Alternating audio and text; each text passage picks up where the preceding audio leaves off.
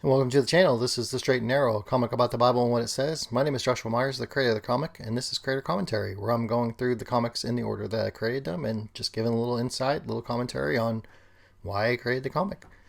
So let's get started. So the first comic we're going to cover this week is the Torah portion for the previous, and this is Numbers 4:21 through 7:89. We have three Israelites standing here. We have a random Israelite, Moses and Aaron, standing there, and Moses is talking to the random Israelite, and he's saying, next, hi, are you between the age of 30 and 50 years old?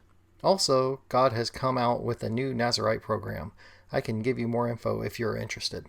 Aaron saying the blessing that God gave, may Yahweh bless you and keep you. So, yeah, a summary of that portion.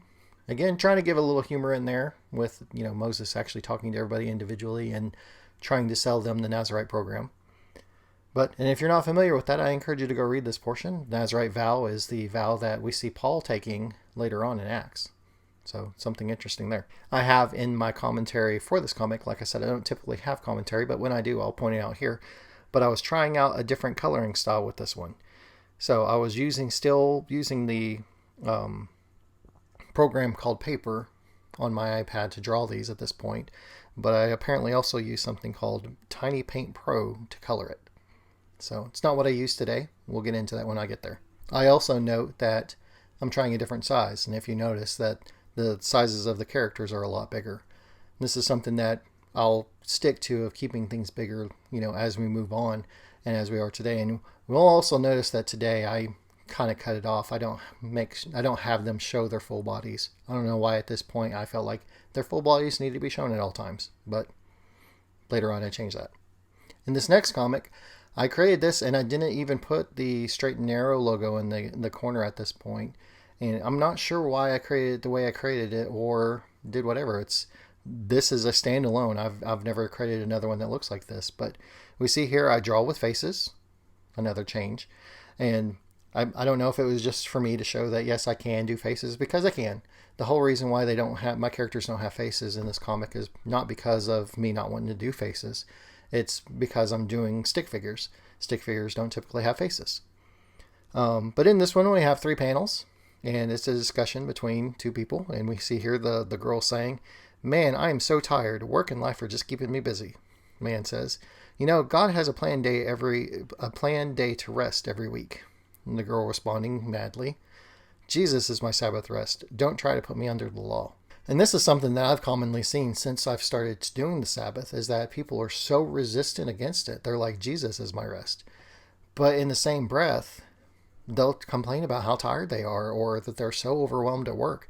I can tell you all the stories of whenever talking to people at work, Christian, church-going people, and this is throughout my years. This isn't just since I've been doing Sabbath, but I remember tons of times. I even remember myself saying about how tired I am, and I'm just so looking forward to vacation, or so looking forward to a holiday coming up.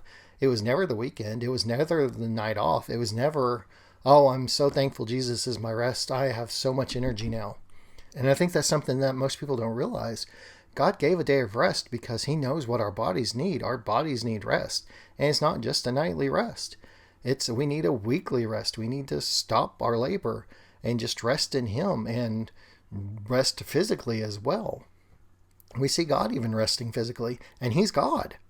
So how do we think we're any better? The last comic we'll cover today is Church versus Bible number 11, the Gospel. And on the left-hand side, we have here what several churches teach is the gospel is the death, burial, and resurrection. If you walk up to a stranger on the street and ask them, hey, what's the gospel? This is the answer you'll probably get: death, burial, and resurrection. However, is that what the Bible actually says? So on what the Bible says side, we have Jesus talking to Peter. And Jesus saying, I've been preaching and teaching you all the gospel, right? Peter says, right. Jesus says, you should know that I will die and raise up. Peter, wait, what? And we can see this. I have the scriptures listed there in Matthew, Mark, Luke, and Hebrews, where we have that the gospel is being preached and the disciples are preaching the gospel. But we also know from the account of the disciples, they had no idea that this is what was going to happen. And so it wasn't until just before that they realized, oh, this is what's happening. And so Yeah, where are we getting that the gospel is the death, burial, and resurrection? The gospel means good news. And yes, the death, burial, and resurrection is good news. But as we can see in Hebrews 3 through 4, that the gospel that was being preached and the gospel that is given isn't the death, burial, and resurrection. It's what was given to the Israelites in the wilderness.